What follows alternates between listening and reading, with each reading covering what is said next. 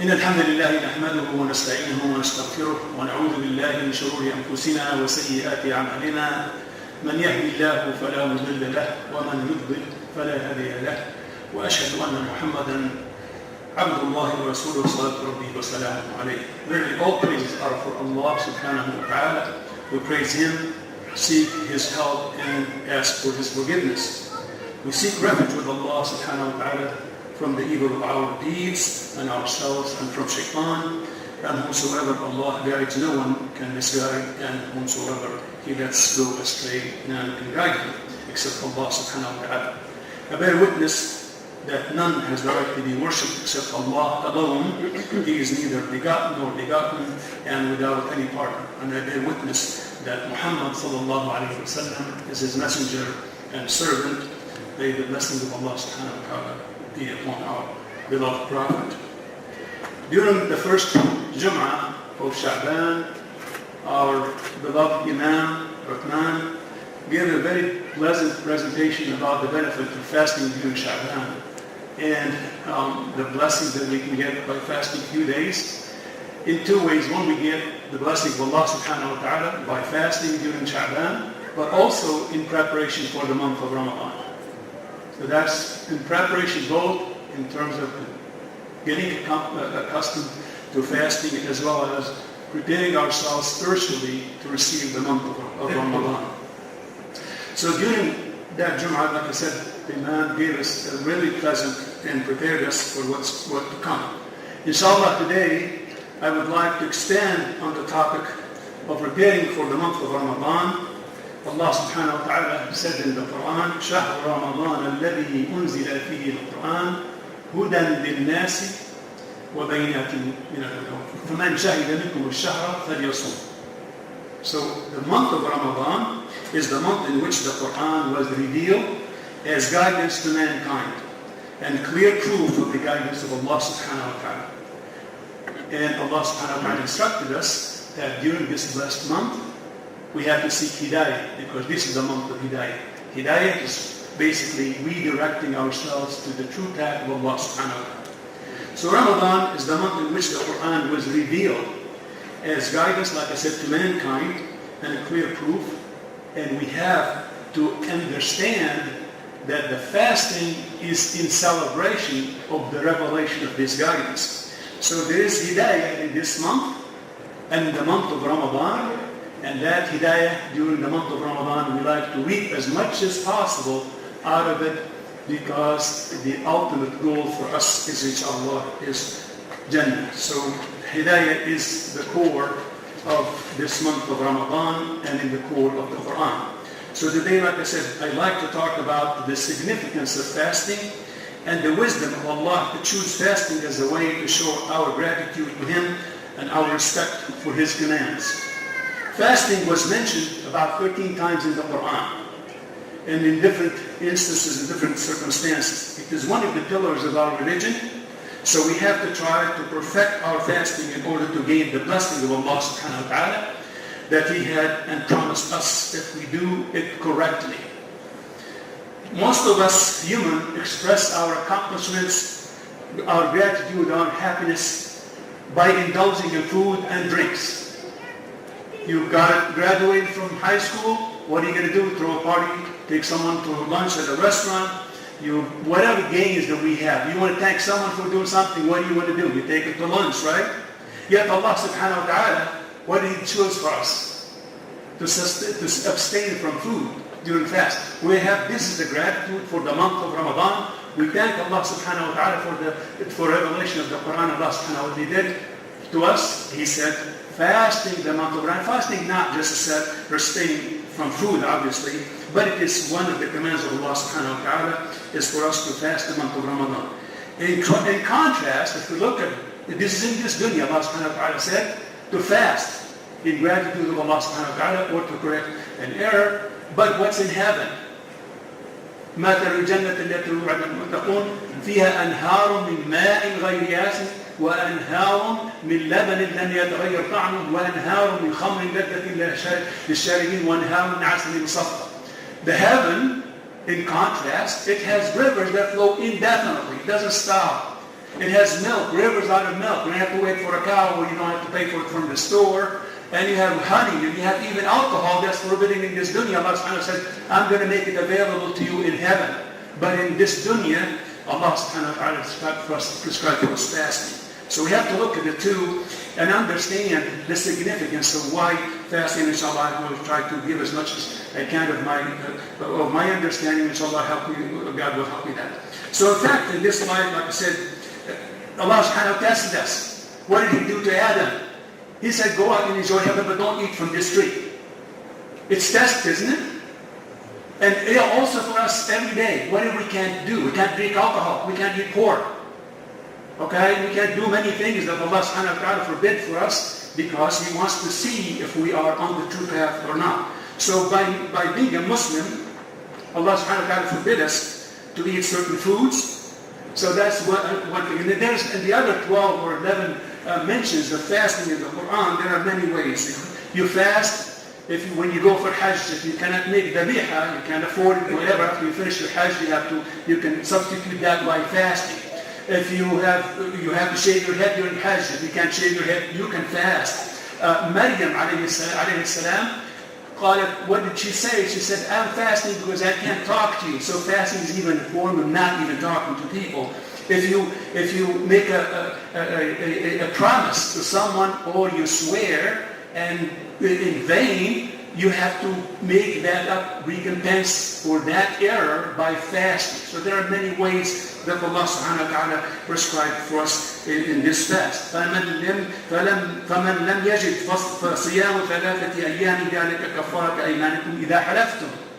So if you make a promise or you swear in vain, you have to fast. Okay? Or even hunting wild animals during Hajj, you can't do that. If you made an error, you have to fast.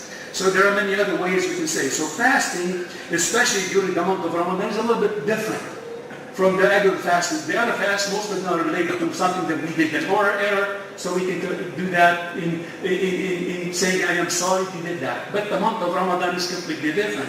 How is it different? There's a hadith Qudsi, Rasul sallallahu alaihi wasallam said, Allah said, all of the deeds of the offsprings of Adam are for them except fasting, which I will grant them the reward for it. Fasting, therefore, is a shield and a protection from hellfire and from sins. And obviously the month of Ramadan is a chance for us to do that. So one can view fasting the month of Ramadan as a way of thanking Allah subhanahu wa ta'ala for the Quran.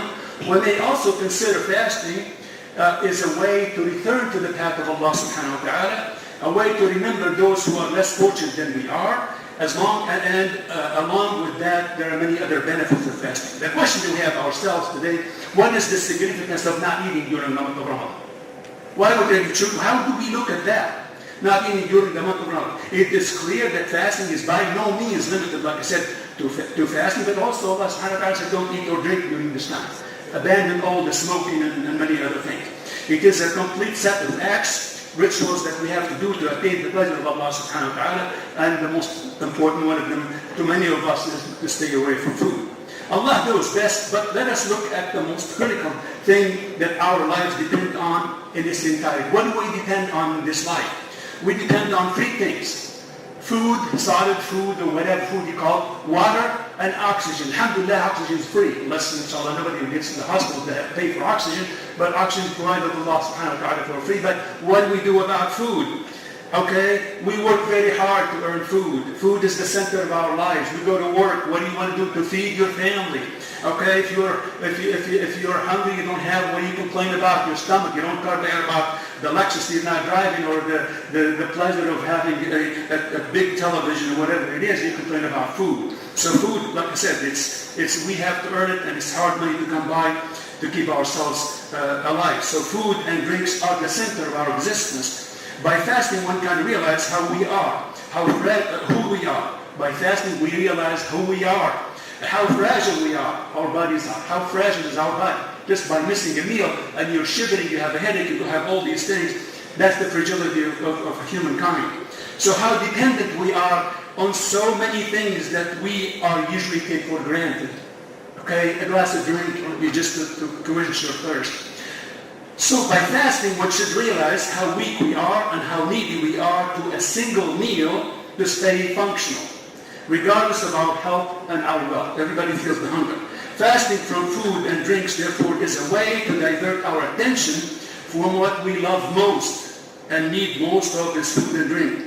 Fasting is a way to recognize our weaknesses and to focus our attention to Allah subhanahu wa ta'ala and no other than Allah subhanahu wa ta'ala. That should be our focus during the month of Ramadan. Therefore, brothers and sisters, our focus during the celebration of the month of Ramadan should be on the fast, not the feast. Not on the fast, not the feast. Okay? Fasting has been ascribed to other religions, but it has been either diluted or completely abandoned because they don't have the strict rules that we have as Muslims, and we have one goal, and that's to please Allah subhanahu wa ta'ala, not to please our stomach. So therefore, dear Muslim brothers and sisters, I would like to remind you and myself, let's look at fasting as an awakening of the soul, not our awakening of our digestive system. That's what I want to leave with you. So today in this khutbah, inshallah, will be about how we can celebrate the best month of Ramadan by convincing our brains that fasting is not meant to be a punishment from God. No, as another religions think, but as a blessed month from Allah subhanahu wa ta'ala by providing total submission to Allah as we should have done during the rest of the year. Most importantly, we should focus our attention during the month of Ramadan on gaining the most hasanat that will inshallah ensure our place in heaven, not a few pounds of flesh. That flesh is going to be eaten by the worm someday. So the best thing for us during the month of Ramadan is to gain as much as we can from the blessing of this month. Abu Hurairah radiyallahu anhu قال رسول الله صلى الله عليه وسلم رب صائم ليس له من صيامه إلا الجوع ورب قائم ليس له من قيامه إلا السهر. It was narrated that the Prophet sallallahu alaihi wasallam said, there are people who fast and get nothing from their fast except hunger. And there are those who pray and get nothing from their prayer but a sleepless night. In other words, the pleasure of Allah is attained not by the volume and richness of the food that we eat, but the volume and quality of our deeds. That's the most critical thing. By the volume and number of hasanat that we make during this month, the month of Ramadan. So let's just take a little bit of a scientific approach to what what is this hunger? What's this? What's going on in our system? How can we control the amount of food that we eat and the preparation we have to spend? Most people spend more time on preparing for the food than dusting the Quran in the closet or looking at some of the hadiths of the Prophet. The first thing we're going to do is to go out shopping for Ramadan, because Ramadan is going to be here. We're going to be hungry. Let's be hungry for the blessing of Allah subhanahu wa ta'ala. So first, let's focus our attention, like I said, in the next few minutes to help you pay attention to this. Look at the biologic process in our system. How do we deal with hunger? Well, it takes about 2 hours for an average body to digest the meal that they eat. When our stomach is empty, the intestines release a hormone called motilin that causes our stomach to rumble, and with another hormone that triggers the activation of peptides and whatever, like I said, guys, expression neurons. It kind of tells your brain, hey, I'm hungry, I want to eat. Okay, so the brain, it has an organ. It's right above the roof of your mouth. It's called hypothalamus. That region is basically that recognizes the hunger. Okay, so the stomach sends a signal to a gland that releases a hormone. Your brain starts to think, oh my God, I'm hungry, I need to have some food. So it takes, like I said, a few minutes for the brain to recognize that you are hungry. And this type of hunger is called homeostatic. There are two types of hunger. Hunger that's really related that you're hungry. Your stomach is empty and you need more energy to fulfill that. That's called homeostatic. That's just called that's a spontaneous or hunger, or we call it true hunger. Now there's another form of hunger. Okay, you fill your stomach to the brim. You have just as much food during Ramadan, which you shouldn't to begin with, and I'll talk about a hadith that the Prophet says don't do it. Is another hunger that's called Hedonic Hunger. And the Hedonic Hunger may be kind of like tafa'uli. Okay, you went to visit a friend of yours, and they invited you, and you had dinner at home, and you filled it, but then you went to your friend's house and said they brought in all this little bit of biryani with a lot of stuff on it, or bilaf, or baklava, or whatever, sambusa, and all this delicious food they're bringing in. Well, what happened there? You're already full. Two things can happen. We say, oh, I'm really full. Or something kicks on, our mouth starts to drool, and the signal sent to our brain, and something good regardless of, like I said, what happened. We're hardwired. We are hardwired. In other words, the food comes in, I'm going to eat. And that goes back to our ancestors, where they used to live in the forest. Okay, what did they do? They have to get up in the morning, they have their axes, they have made it out of rock or from wood or whatever, iron, and they go out hunting for food. They have to go out to struggle all day, and they have to eat as much as they can, because they have to go back when there's no food. Okay? Well, alhamdulillah, we don't have to take an axe. We can go to Walmart and some of these grocery stores, fill as much as we can, and go home. You can do it every day. You don't have to go out hunting at 5 o'clock in the morning for your dinner. So that's the hedonic hunger. That's the spontaneous one. The spontaneous one is you reach a limit and you see something good and you go for it. That's the one you have to be aware of during Ramadan, and that's what the Prophet ﷺ told us not to do. So as an example, like, what you want to know how this feels? Have you ever been walking or driving by a field of cows? When you see them, have you ever seen a cow with its head up or sitting down doing nothing? They eat as much as they can 24 hours a day, so they become really fat. Okay, that's the type of hedonic hunger. Their system is being really kind of slowed down on they can eat as much. In fact, one study showed that they took a mouse and controlled this impulsive eating, and the rats gored themselves to almost exploding. Okay, we don't want to be in that stage. So brothers and sisters, recognize, like I said, the hunger in Ramadan is nothing more than to sustain one meal, okay? One single meal, lunch, okay? So first type of hunger, like I said, homeostatic, that's natural. We get hungry during the day, we have to substitute for the amount of food, the energy that we lost, but control the hunger that comes in after we filled our stomach. And our Prophet, ﷺ, he's a scientist, he recognized science. What did he tell us? ﷺ said, ما ملأ آدمي وعاء شرا من بطنه بحسب ابن آدم أكلات يقمن صلبه فإن كان لا محالة فثلث لطعامي وثلث لشرابي وثلث لنفسه.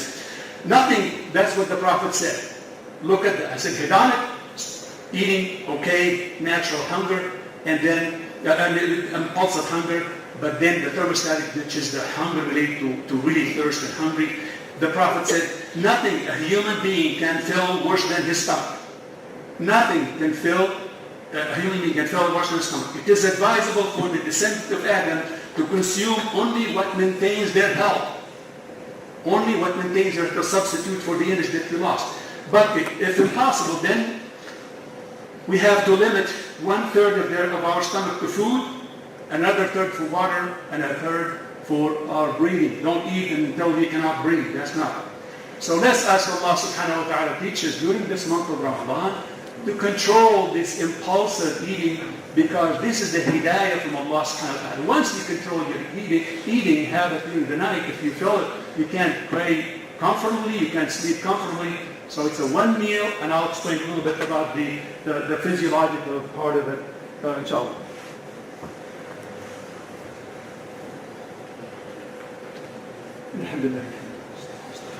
Alhamdulillah Rabbil Alameen, wassalatu wassalamu ala rasulillah. In the second khutbah, I'll talk a little bit about our energy needs. Well, an average male needs maybe about 1,600 to 2,000 calories a unit of energy, sometimes referred to in Europe as joule. A female needs about 1,200 to 1,600, a little bit less than a male. It has been suggested that about 25% of the energy that we should be in breakfast, 45% should be in lunch, so 45% of the energy we need could be in lunch, so that's the only thing we're missing. 30% for dinner. Dinner is less, okay? And we're going to eat dinner. So don't fill your stomach because, like I said, there are some damage from that. The brain uses about 20% of the food that we need. The rest of it goes to the other process. To put it in perspective, a tomato is 10 calories. An egg is about 80 calories, a banana is about 100 calories, and a plate of pilaf or biryani is about 700 to 800 calories, while a fried chicken or a potato, fried, it's probably a lot more than that. So you get a 1,600, you may end up with one piece of fried chicken. It's going to cost you probably 500 to 1,000 calories. So if you eat one piece of chicken, you basically took more than half your dinner. So understand that if you want to fill your stomach, fill with something good. So most experts agree that 50% of your plate, 50% should be vegetables, 25% should be protein, and 25% should be, 25% should be carbohydrates. Okay, that's of the 1,600 calories there. So here are some advices that I'd like to share with you in the next few minutes. I think I have maybe 5 minutes or so. I mean, I can raise his hand if I'm going over time. So, to the cook in your family, okay, make the dinner meal just enough to satisfy the hunger that I talked about. Not the impulsive one, but the hunger that what you missed during the day, which is a lunch meal, okay? Not all 3 meals, okay? Do not cook any fatty food, okay? It doesn't matter if your husband or yourself is as skinny as a stick because you eat fatty food. Fat, and I'll explain to you why fatty food is not good for us, because it really goes to the system, digestive system very quickly, and it goes to become fat, that you will be seeing it later on. So if you look at like I said, if you eat fat, only the body spends 3% of that calorie to digest fat. Only 3% of the amount of fat you eat that your body digested, so it can go into your system and become either for energy that you need or stored in your fat cells. Only 3%. Compared to protein, 30% you spend energy just to digest protein. So the protein should be our priority. Fruits and vegetables should be our priority. So serve not fried food, okay? Even if you're skinny, you can still accumulate fat in your system, you still get a heart attack, and you can still get aneurysm, okay? And if you're diabetic, don't overload on carbohydrates, okay? Use whole grains, serve eggs, protein from food like beans, okay? Include as much vegetables as possible. And if you see 4 kinds of rice in front of you, eat one of them, okay? Because they're probably, most of the time, it's similar. So advise in iftar, say Bismillah ar-Rahman ar-Rahim. That's the first word you can say in iftar, and take 1 or 3 dates based on the sunnah of the Prophet, but don't take 25 or 31, okay? There's only 1 or 3 because that carbohydrate is going to be in your body. Okay? Second, and like I said, just make dua to Allah subhanahu wa ta'ala, pray to Him that you will be among the believers who will fill only 1/3 of their stomach with food, not more of it. So the Abu Hurairah radiallahu anhu said, I heard the Prophet say, those who believe in the wisdom of Allah eat to satisfy one stomach. Those who believe in the wisdom of Allah subhanahu wa ta'ala. What about the non-believer? He said 7. Okay, so let's not fill 7 stomachs based on what the Prophet said. Okay, so so just eat slowly. And chew your food as long as possible. Use a smaller spoon. Don't use a serving spoon. Okay? And let's be grateful to Allah subhanahu wa ta'ala by saying, Ya Allah, the Prophet said, إذا فرغ مسلم من طعامه قال الحمد لله الذي أطعمنا وسقانا وجعلنا مسلمين. The Prophet asked us to say after each meal, grateful we are to Allah for providing us with food, quenched our thirst, and made us Muslims, which is truly the greatest blessing anyone can ask for from Allah subhanahu wa ta'ala. Finally, brothers and sisters, Allah subhanahu wa ta'ala asks us to spare a few hours of our day to put aside our thinking of food, to concentrate on thinking of our purpose in life and how we can improve our chances of securing our destiny for the hereafter, inshallah, al-Jannah. The Prophet sallallahu alayhi wa sallam قال الله كل عمل ابن آدم له إلا الصوم فهو لي وأنا أجزي به. Everything we do in life is coming to us, and Allah subhanahu wa ta'ala, it's because it's prescribed. But He said the fast is for Allah, and I will reward you for it. And the rewards of Allah doesn't come just 1 to 1. It comes sometimes 1 to 1,000, 1 to 2,000. Allah subhanahu wa ta'ala is always grateful and gracious to us. So let's make this month to help us celebrate the month of Ramadan, for being close to Him, and grant us the best rewards for our fast. Ameen, ameen. Please don't forget to make donations for the masjid. It's the focus of our attention. Also, there will be prayers in the future during Ramadan. So, and if you can pray here, great. If you can pray with the family as well. So, let's pray to Allah subhanahu wa ta'ala, like I said, to guide us during Ramadan, to concentrate on the hasanat, not on the pounds of flesh.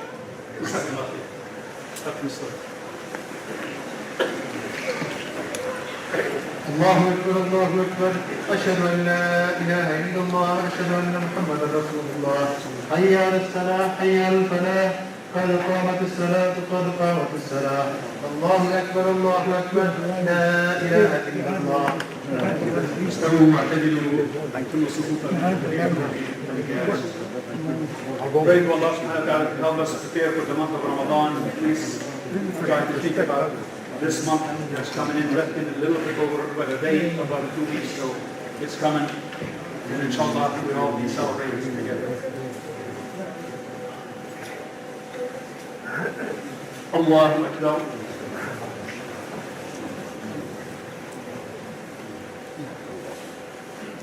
الحمد لله رب العالمين الرحمن الرحيم مالك يوم الدين إياك نعبد وإياك نستعين اهدنا الصراط المستقيم صراط الذين أنعمت عليهم غير المغضوب عليهم ولا الضالين.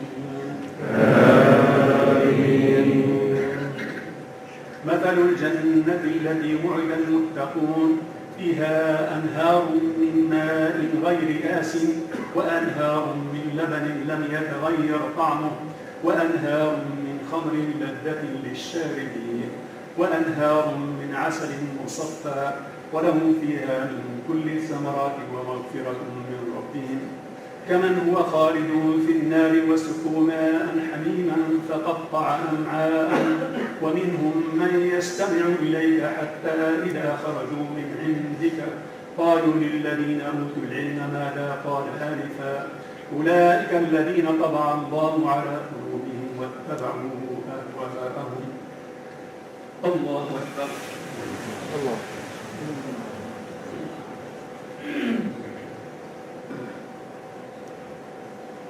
سمع الله لمن حمده ربنا الله أكبر.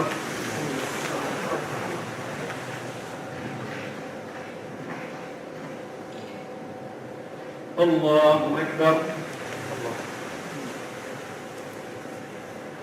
الله أكبر.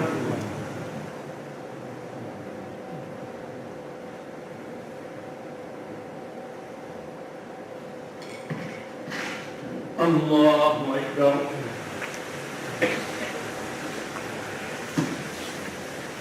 الحمد لله رب العالمين الرحمن الرحيم مالك يوم الدين إياك نعبد وإياك نستعين اهدنا الصراط المستقيم صراط الذين أنعمت عليهم غير المغضوب عليهم ولا الضالين.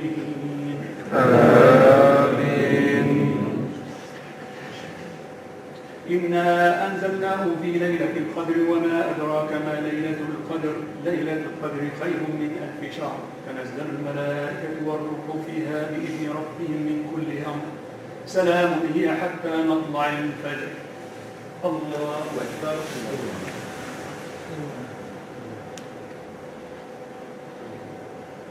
سمع الله لمن حمده. الله أكبر.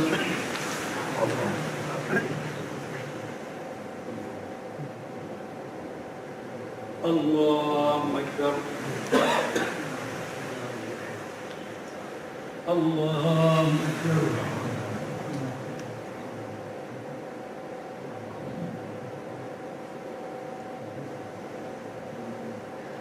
الله أكبر.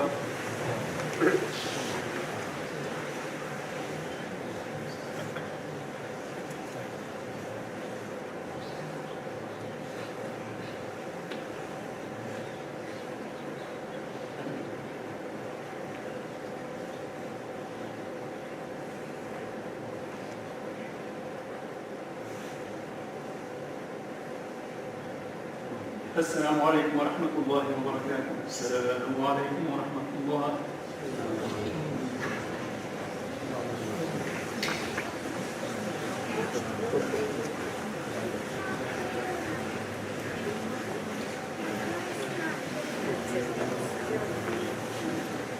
Assalamu alaikum. The Khatib was Dr. Musbah Ashad. Please pray for him for his khutbah. And don't forget to donate to the masjid. Also, I see some people still confused about this mask. You have to wear a mask if you're a visitor or not. If you're a visitor or not, you have to wear a mask when you enter the place. Jazakumullah khair. School, inshallah, will start in person March 27th, that's on Sunday. Mask is also required for now. First day of Ramadan is April 2nd, Eid, inshallah, will be May 2nd. Tarawih prayers will start, there's a time when Tarawih will start. We have it posted outside if you want to look at it. Babysitters, we need babysitters for Ramadan. For Ramadan, we need babysitters. So anybody who's interested to do babysitting, we will be paying for whatever rate they have decided. So please, we need to have babysitters to do babysitting during Tarawih. Iftar donors can sign up at the office. 2 classes for Quran are available. Contact, it will be inshallah between Maghrib and Isha. For more information, contact the Imam or Sheikh Khalid. Quran memorization during Ramadan, also contact the Imam or Sheikh Khalid. Workout classes for adults at the masjid starting April 4th. April 4th will be starting the classes for exercises and what have you. And CIMIC board selected Sister Royal Hiti as a youth committee coordinator. Lunch today we have fish. $6 donation. Is that the law?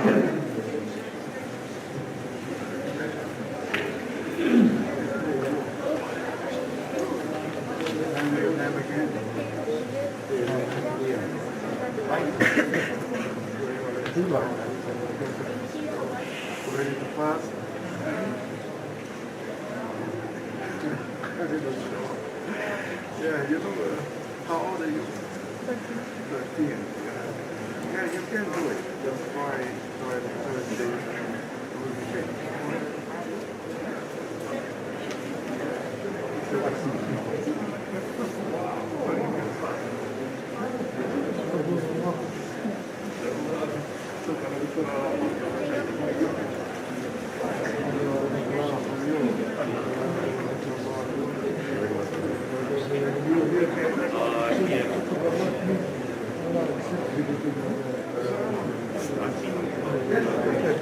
Thank